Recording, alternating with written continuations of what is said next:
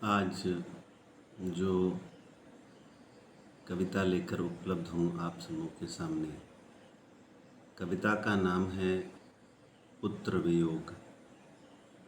इस कविता की रचयिता हैं सुभद्रा कुमारी चौहान।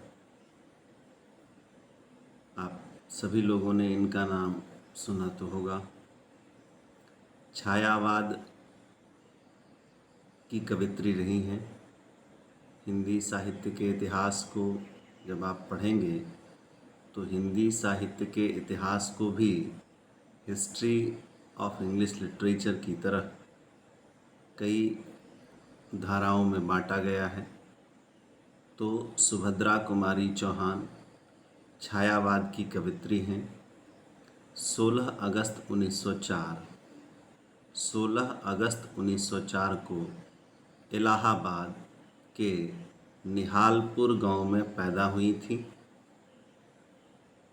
बीच में ही अपनी पढ़ाई को छोड़कर असहयोग आंदोलन से जुड़ गईं और छात्र जीवन से ही रचना की प्रवृत्ति का जागरण सुभद्रा कुमारी चौहान में हो गया था। छात्र जीवन से ही रचनाएं करने लगी थी। इनकी जो काव्य भाषाएं हैं सरल हैं, व्यावहारिक हैं, सरस हैं एवं बोलचाल संबंधी शब्दों का इन्होंने अपनी काव्य रचनाओं में अधिकांश प्रयोग किया है। नारी के हृदय की जो कोमलता है, नारी के हृदय की जो भावुकता है, यह उनकी काव्य शैली का प्रमुख अंग रहा है। जटिल से जटिल भाव को बड़े ही सहज एवं सरल ढंग से प्रस्तुत करने की क्षमता इनकी विलक्षण विशेषताओं में से एक है। आज जो कविता हम देखेंगे सुभद्रा कुमारी चौहान द्वारा रचित, उस कविता का नाम है पुत्र वियोग। पुत्र वियोग जो कविता है, इसका जो भाव है, इसके भाव के केंद्र बिंदु में बैठा है कि पुत्र मृत्यु के उपरांत एक माँ की क्या स्थिति हो जाती है।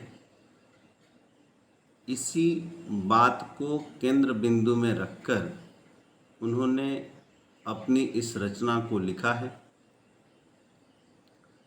एक माँ है जो कहती है कि उसने अपने पुत्र के जन्म के उपरांत अपने पल पल को उस पुत्र के लालन पालन में समर्पित किया। उस बच्चे को वह अपने नज़रों से कभी ओझल नहीं होने देती थी, गोद से नीचे नहीं उतारती थी ताकि उस बच्चे को कहीं शीत न लग जाए। उसे खिलाना, उसे सुलाना, सुलाते वक्त कई प्रकार की लोरियां गाना, बच्चों के लालन पालन के समय माँ का वक्त कैसे बीतता था यह उन्हें पता नहीं चलता था। लेकिन दुर्भाग्यवश माँ को उस पुत्र को खोना पड़ा। उस पुत्र की मृत्यु हो गई और उस माँ ने अपने हृदय की जो करुणा है, उस करुणा को इस प्रकार रखा है कि पाठकों को लगता है कि यह करुणा माँ के अंतकाल का भी समय बन सकता है। वो कहती हैं कि जीवन में ये जो पुत्र रूपी धन है माँ के पास, इस धन को फिर से वो पा नहीं सकती है। इस धन को फिर से पाना अब उनके लिए जो है वह असंभव है। इस धन को फिर से प्राप्त करना माँ के लिए असंभव है वह इस धन की पुनः प्राप्ति नहीं कर सकती हैं। वो कहती हैं कि मैंने उस बच्चे के लिए, अपने उस पुत्र के लिए क्या नहीं किया।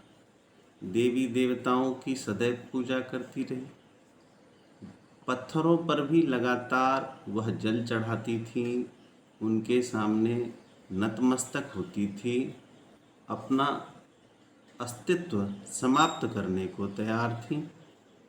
बच्चों की सलामती के लिए उस पत्थर के देवता रूपी मूर्ति पर दूध बताशे का चढ़ावा देना, नारियल चढ़ाना नहीं, समय समय पर उस पत्थर के सामने शीश नवाना, फल चढ़ाना।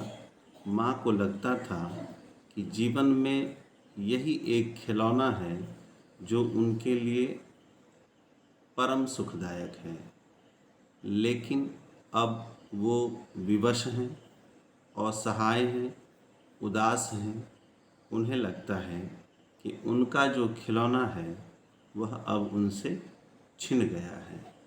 व्यथित हैं, तड़प रहे हैं उनके प्राण। शांति उनके जीवन में अब दूर दूर तक दिखाई नहीं देती। वह कहती हैं कि उन्होंने अपना पुत्र रूपी धन खो दिया और अब उस धन को पुनः पाना असंभव है उनके लिए। तो इस जटिल भाव को बड़े ही सरलता के साथ, बड़े कोमलता के साथ, आम जन की जो भाषा है उस भाषा के शब्दों के साथ उन्होंने व्यक्त किया है।